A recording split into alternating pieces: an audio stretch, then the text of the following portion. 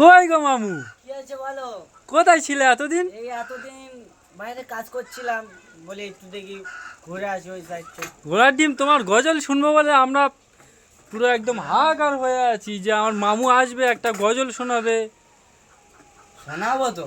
তো একটা সেই গজল শোনাও, সেই সাত দর্শকের মন কেড়ে নেবে, সেই রকম একটা গজল, রোমান্টিক একটা গজল বলো। রোমান্টিক বলতে গেলে আছে আমাকে, কিন্তু বলছি শোনো। বলো।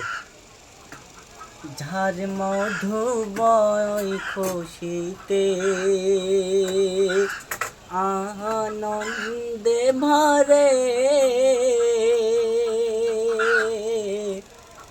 আজ এসেছি তোমাদেরই কাছে,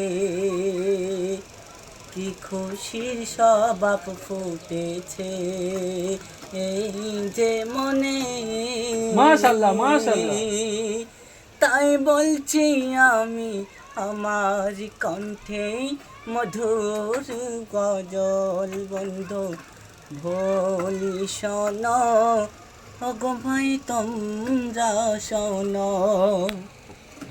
তারপরে আমার কবি এমডি সামনুদ্দিন লিখছেন এই বাংলা ভাষায়, তোমাদের এই কাছে এসেছি ভাই,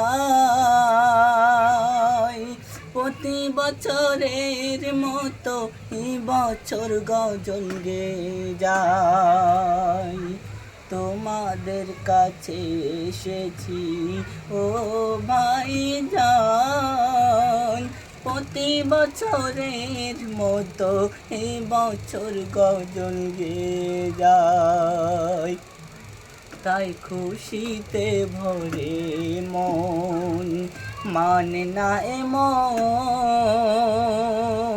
সেই খুশিতে গাইছি আমি নাতি গজল, এসেছি ওগো ভাই যান। ও মামুর গলা, কণ্ঠ, মাশাআল্লাহ, মাশাআল্লাহ।